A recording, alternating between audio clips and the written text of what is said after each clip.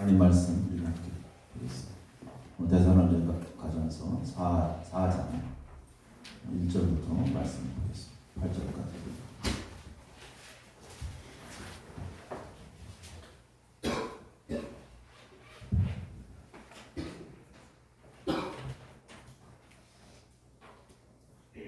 데살로니가전서 4장 1절 8절까지 제가 말씀드리겠습니다. 그러므로 형제들아 우리가 끝으로 주 예수 안에서 너희에게 구하고 권면하노니 너희가 마땅히 어떻게 행하며 하나님을 기쁘시게 할 수 있는지를 우리에게 배웠으니 곧 너희가 행하는 바라 더욱 많이 힘쓰라. 우리가 주 예수로 말미암아 너희에게 무슨 명령으로 준 것을 너희가 아느니라. 하나님의 뜻은 이것이니 너희의 거룩함이라. 곧 음란을 버리고 각각 거룩함과 존귀함으로 자기의 안에 대할 줄을 알고 하나님을 모르는 이방인과 같이 세욕을 따르지 말고 이 일의 본수를 넘어서 형제를 해하지 말라. 이 우리가 너희에게 미리 말하고 증언한 것과 같이 이 모든 일에 주께서 신원하여 주시니라. 하나님이 우리를 부르심은 부정하게 하심이 아니요 거룩하게 하시니 그러므로 저버리는 자는 사람을 저버림이 아니요 너에게 그의 성령을 주신 하나님을 저버림이니라. 아멘. 이 시간에 일부의 하나님 앞에 찬양 영광 드리겠습니다.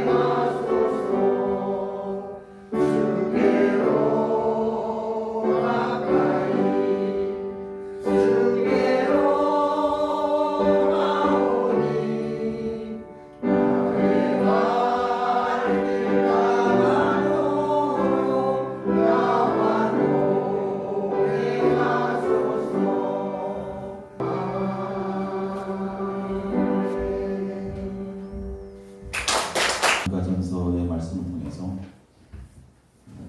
결과적으로 말씀하신 것처럼 어떻게 하면 하나님을 기쁘시게 하는 삶을 살 것인가 여기에 대한 고민과 또 그렇게 살면서 또 하나님을 기쁘시게 해야 된다.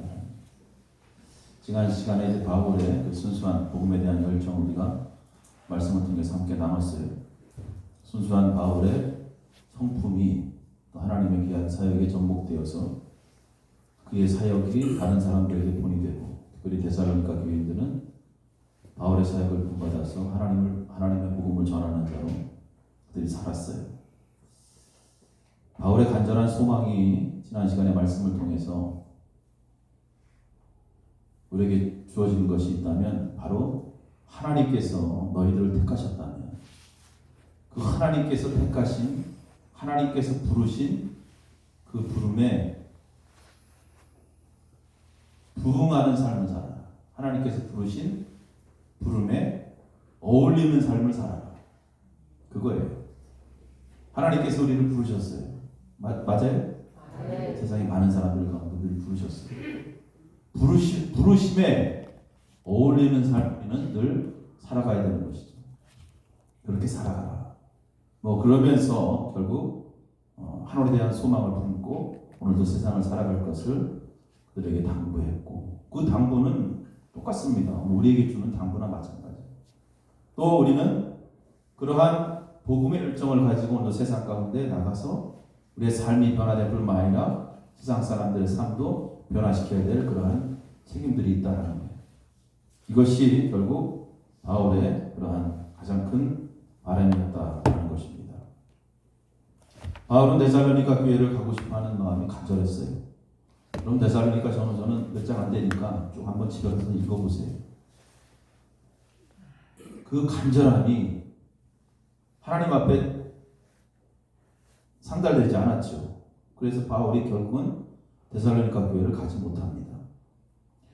자, 그러한 간절함과 열정들이 컸음에도 불구하고 그의 뜻대로 일어나지 않았어요. 그럼에도 불구하고 바울은 실망하지 않습니다. 포기하지 않고 지속적으로 데살로니가 교회를 위해서 기도하고 또 그들을 권면하는 내용들을 보게 됩니다. 그래서 이러한 모습들을 보면서 우리가 때로는 우리 뜻대로 되지 않는 일들이 있어요. 종종 살다 보면, 그죠? 이게 하나님의 선하신 뜻임에도 불구하고 그렇게 되지 않는 경우들이 있습니다. 그렇다고 해서 우리가 실망할 필요가 없다는 것입니다. 하나님의 다른 방법이 있어요. 하나님의 다른 방법은 우리가 생각하는 방법과는 더 차원 높은 방법이에요. 또 그 방법대로 하나님께서 계획하시고 이루신다는 것을 우리는 분명히 믿어야 됩니다. 그래서 내가 계획하고 기도한 대로 뭐가 되지 않았다고 해서 실망할 필요가 없다는 거예요. 자, 데살로니가 교인들에게 대해 바울은 미래에 대한 소망을 그들이 품게 하고 또 그들이 현재의 기쁨이 되는 삶을 살아갈 수 있기를 소망하죠.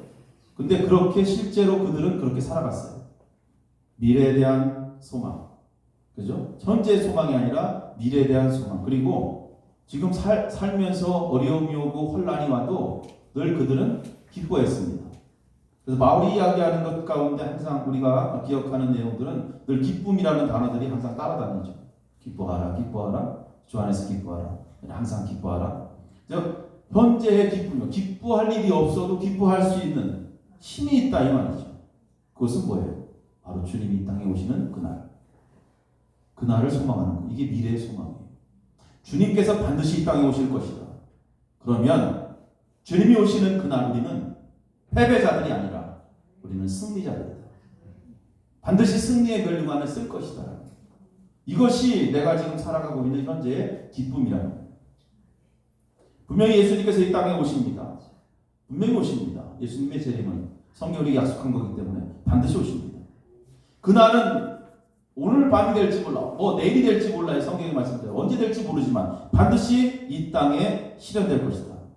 실현될 사건이 예수님께서 이 땅에 오시는 것처럼 그리고 부활하시고 승천하시고 이제 반드시 우리 가운데 내가 너에게 갈 것이다라는 그 말씀이 이루어지는데 그날에 대한 소망이 오늘 믿는 자들에게는 기쁨의 원천이 된다는 거예요.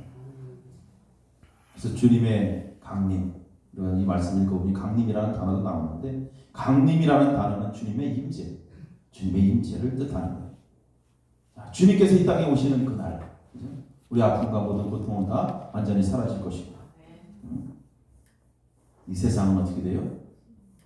하나님의 심판을 받게 된다는 거죠. 그래서 주님께서 이 땅에 오시는 그날 주님의 강림과 세상의 심판은 별개의 사건이 아니다. 그래서 그리스도께서 이 세상에 재림하심과 동시에 세상의 심판이 시작되며 그때 믿는 자들은 심판을 받지 않는 것. 할렐루야.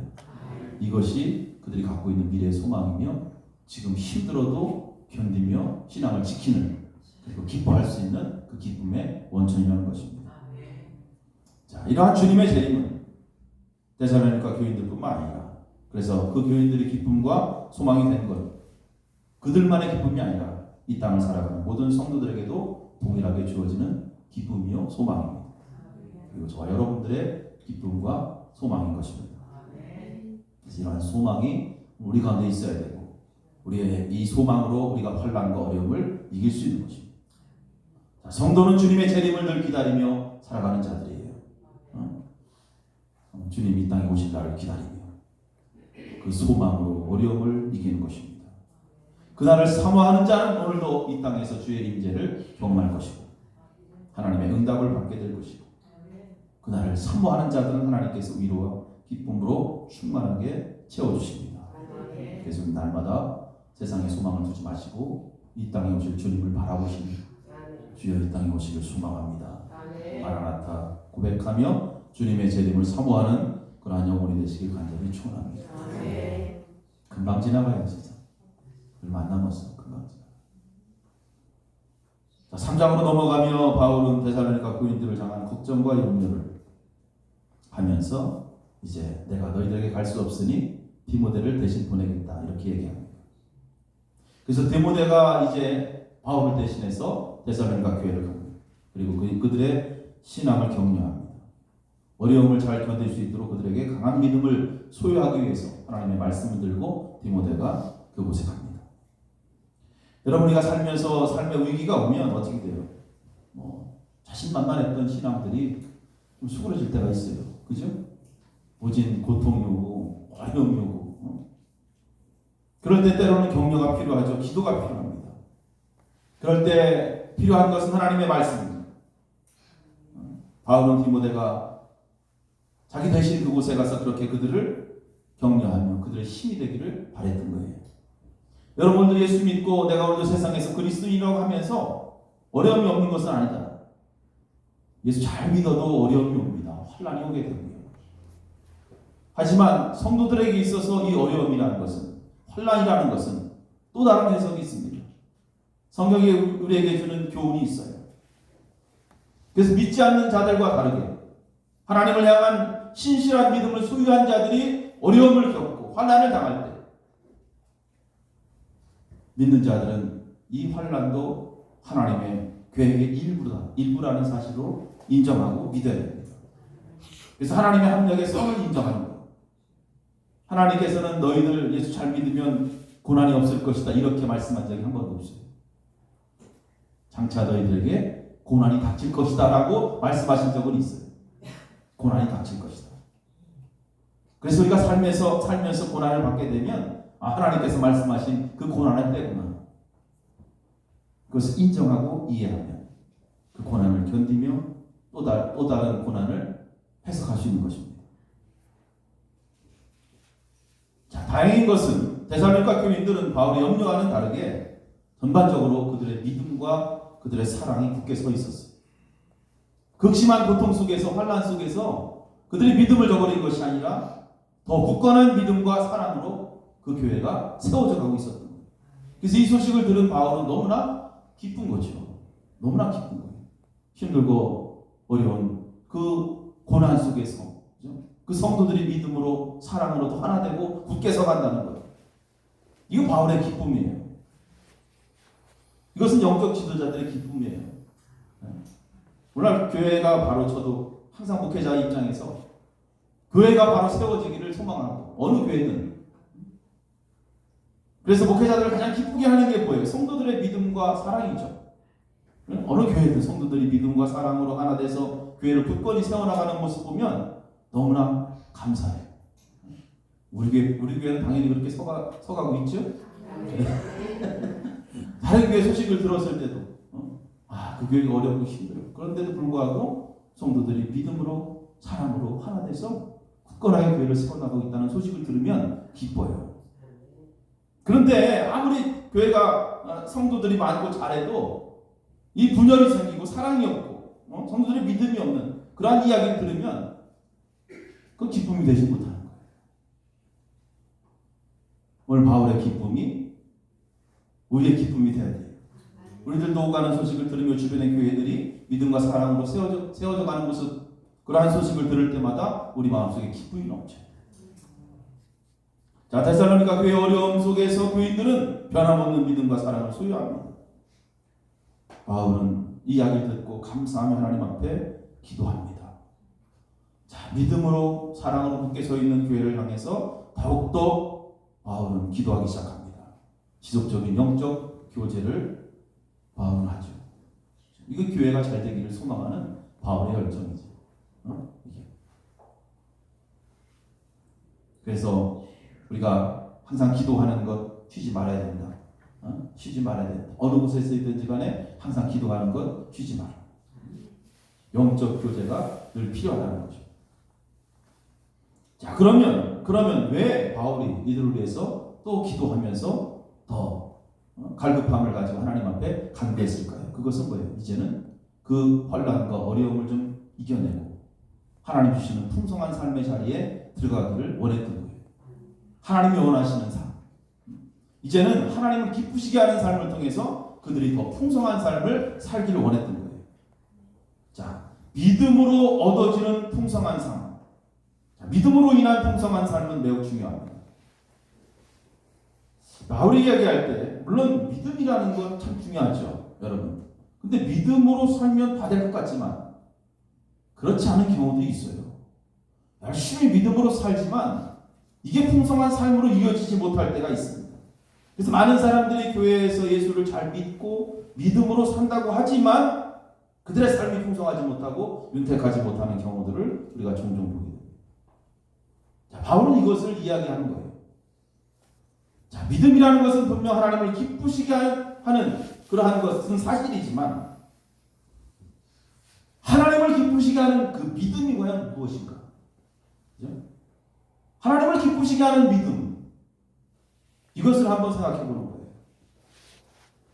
하나님을 기쁘시게 하는 믿음, 그래서 하나님을 기쁘시게 하는 그 믿음이 주는 삶, 이것이 바로 풍성함이에요. 자, 바울은 이것을 고민하면서 데살로니가 교회들을 향해서 기도하고 있습니다. 믿음이 주는 삶, 뭐 여러 가지 내용들이 있지만 결과적으로 사랑에 대한 확산이고 또 하나는 거룩한 겁니다. 이 두 가지를 이야기하는 거예요. 데살로니가 교인들이 믿음과 사랑으로 굳게 서 있는 그러한 모습들을 디모데로부터 이야기를 듣고 기뻐하면서, 그러면서도 불구하고 다시 또 그곳에 가기를 원했던 바울. 그 이유는 바로 그 믿음이 이제 그들의 삶 속에 온전히 드러나기를 원했다. 어떠한 모습으로? 거룩함으로 드러나기를 원했다는 거죠. 그래서 이 거룩함을 기초로 하지 않는 믿음은 하나님을 기쁘시게 할 수 없다는 거예요. 여러분, 이 기도는 사실 믿음의 성도들에게 아주 중요한 기도 제목이에요. 이 거룩함에 대한 기도. 거룩함이 없는 믿음은 하나님을 기쁘시게 아닙니다. 믿음으로 하나님을 기쁘시게 하지만 정말 그 하나님을 기쁘시게 하는 믿음은 거룩함을 기초로 한 믿음. 그 이야기를 이제 마지막으로 바울이 그들에게 이야기하는 거예요. 오늘 우리가 들어야 될 말씀이 바로 이거예요.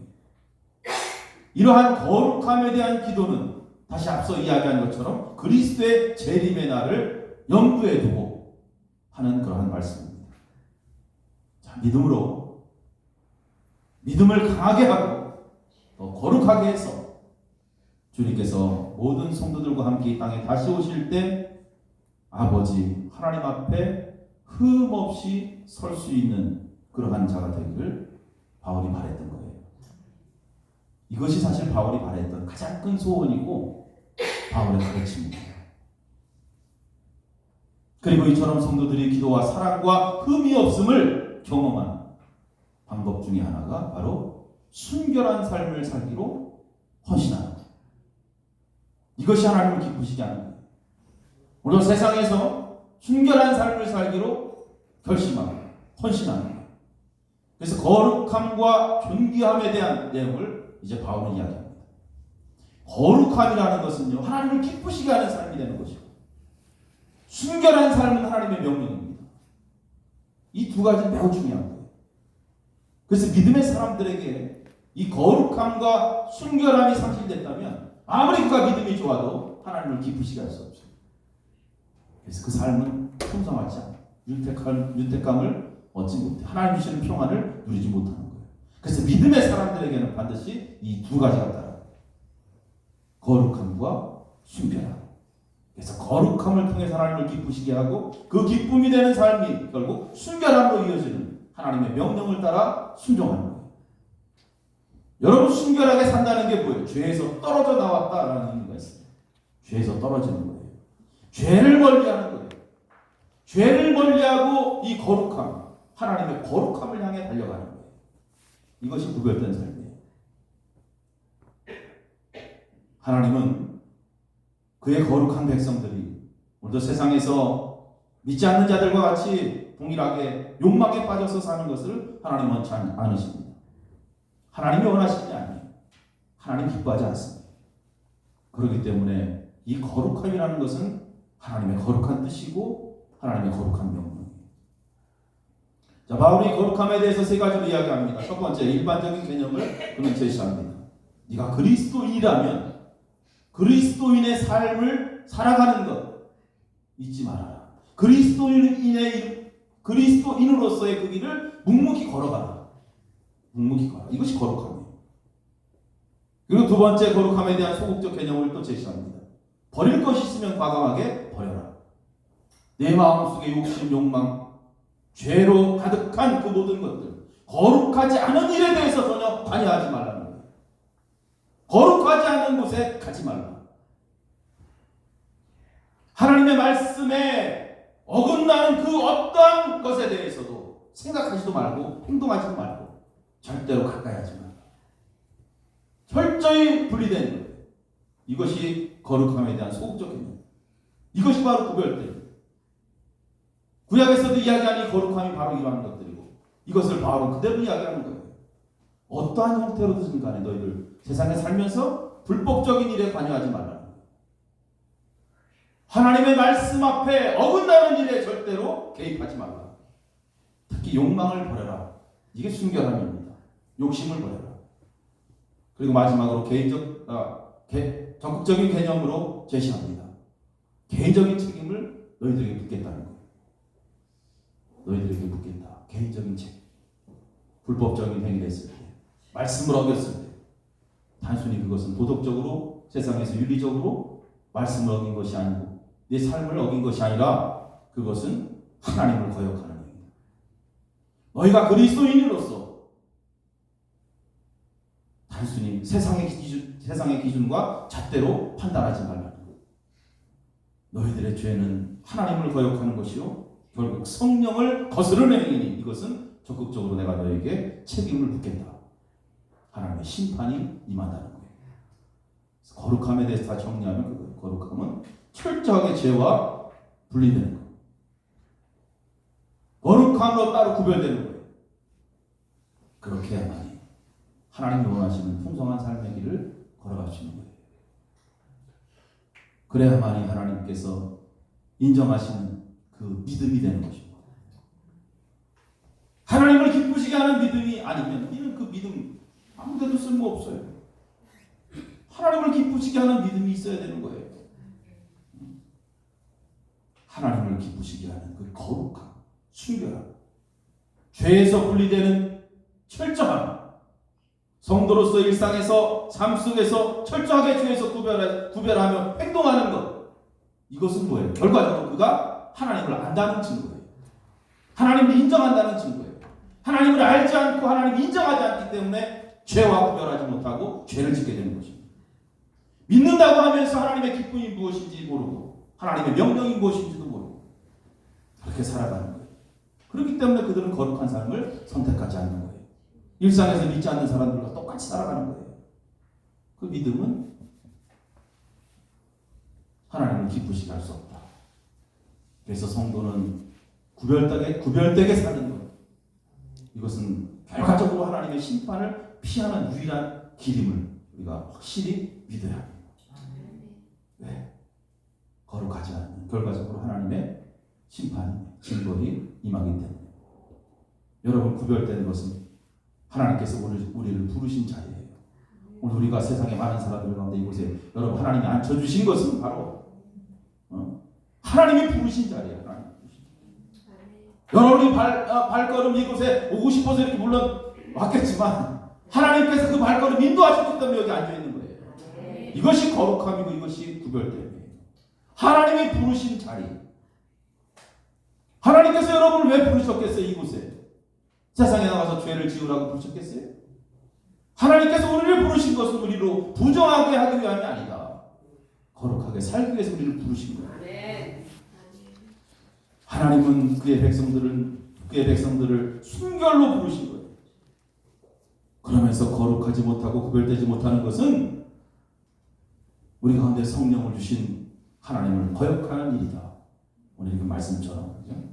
8절 말씀이죠. 성령을 거역하는 하나님의 명령을 지켜 할 수 없다. 그러면 내가 어떻게 거룩하고 순결하고 그러한 하나님의 명령과 하나님의 뜻을 기쁘게 하며 살아갈 수 있는가라는 방법을 마지막으로 제시하는데 그것이 뭐예요? 결과적으로 우리 육신을 따라 살지 않고 성령을 따라 살아가라. 그래서 갈라디아서 5장의 말씀과 내용이 연결됩니다. 너희는 성령을 따라 행하라. 너희는 성령을 따라 행하라. 그리하면 육체의 욕심, 욕정을 이루지 아니하리라. 내가 아무리 하나님 앞에 거룩하게 살려고 노력해도 안 돼요. 성령이 함께하지.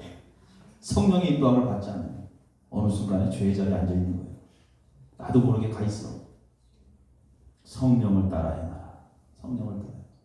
그러면서 마지막으로 형제 사랑에 관해서 권면합니다. 진정한 사랑이란 무엇인가? 거룩함과 순결함, 하나님의 명령을 따라 진정으로 믿음으로 살아가는 자들은 그 안에 사랑이 가득 찰 것이고, 진정한 사랑은 언제나 다른 사람의 유익을 추구하는 것이다. 너의 삶에만 관심을 갖고 살지 말고 좀 다른 사람에게 관심을 갖고 다른 사람을 섬기며 살아가라. 이것이 그리스도의 희생적인 죽음을 아는 자들에게 나타나는 거룩한 사랑이며, 그 거룩한 사랑을 실천하는, 그래서 하나님을 기쁘시게 하는 그러한 모습이 된다는 것을 이야기합니다. 오늘 말씀 정리하면 그거예요. 데살로니가 교회는 분명히 어려웠어요. 그 당시 다 힘들었어요. 핍박이 심했고 환난이 있었고, 그죠? 신앙생활을 유지한다는 게 목숨을 내놔야 되는 상황이에요. 그래서 많은 성도들이 힘들어하고 어려워하고, 그래서 많은 사람들이 신앙 고백을 저버리고 믿음을 저버리는 그러한 상황 속에서 바울은 행여나 이 데살로니가 교인들 역시 믿음과 신앙의 고백에서 떨어질까봐 염려하며 그곳에 가기를 그렇게 간절히 원했지만 가지 못했어요. 디모데를 대신 그곳에 보냅니다. 디모데는 그곳에 가서 그들의 상황을 살펴봤을 때 바울이 염려하는 달에게 믿음과 사랑으로 깨서 있는 그러한 모습들을 보게 되죠. 바울은 하나님께 감사하며 동시에 그들 위해서 계속 기도합니다. 믿음이 더 풍성하게 되기를 하나님 앞에 기도합니다. 믿음의 삶이 풍성하게 되는 길은 다른 게 아니에요. 오직 하나님을 기쁘시게 해야 됩니다. 하나님을 기쁘시게 해야 됩니다. 여러분 삶 속에 우리가 뭐 기도한다고 다 되지 않는 것도 많아요. 그죠? 뭐 기도한다고 다 된다면 저도 뭐 여기서 금식하면서 그냥 맨날 엎드려 해야지. 네? 여러분들도 만약에 뭐 이루실 거 있어. 그럼 기도하면 된다 그러면 진짜 머리 깎고 와서 기도해야죠. 이렇게 앉아가지고. 근데 그게 아니다. 하나님을 기쁘시게 하는 게 먼저다. 하나님을 기쁘시게 해야 돼. 할렐루야. 그래서 하나님을 기쁘시게 하는 게 먼저예요, 여러분. 하나님을 기쁘시게 해야죠. 하나님을 기쁘시게 하면 우리가 기도하지 않아도 하나님은 다 아시기 때문에 너 어디 아프냐? 내가 고쳐줄게. 기도하지 않아도 다 고쳐줘. 하나님을 기쁘시게 하면 너 그래 좀 물질이 좀 부족하냐? 내가 채워줄게. 할렐루야. 그러니까 하나님을 기쁘시게 하는 게 뭔지, 하나님을 기쁘시게 하는 삶과는 전혀 거리가 멀고 맨날 앉아가지고 기도하고 여기 머리 깎고 여러분 금식한다고 그게 됩니까? 안 되는 거예요. 바울이 그것을 이야기하는 거예요. 믿음으로 살아가. 풍성한 삶을 만들기 위해서 하나님을 기쁘시게 하라. 하나님을 기쁘시게 하면 하나님은 날마다 더 좋은 곳으로 풍성하게 인도하실 것이다. 그 하나님을 기쁘시게 하는 것은 다른 게 아니라 거룩합니다. 죄에서 철저히 멀리 하나님 말씀 붙잡고 죄에서 분리된 구별된 삶을 살아가라. 세상 사람들이 아니다. 이것을 인식하라. 구별된 상태. 이것이 하나님을 기쁘시게 하는 삶이 되는 것입니다. 그래서 죄에서 분리된 것, 하나님을 기쁘시게 하는 뜻이니 이 땅에 사는 하나님의 거룩한 백성들은 반드시 거룩하라. 할렐루야. 이것은 내가 오늘도 하나님을 믿는다는 증거예요. 내가 하나님을 안다는 증거예요. 아무리 입으로 얘기할 필요가 없어. 삶 속에 이 거룩함이 묻어나야 돼. 우리는 하나님을 기쁘시게 하는 하나님의 거룩한 백성으로 부르셨다는 사실을 잊지 마시고 오늘도 거룩한 목표를 가지고 거룩함을 향해 달려가야 돼. 할렐루야. 오직 하나님을 기쁘시게 하는 성도 되시길 주의 이름으로 축원합니다. 기도하시겠습니다. 살아계신 아버지 감사합니다. 오늘 우리가 하나님의 귀한 자녀로 부른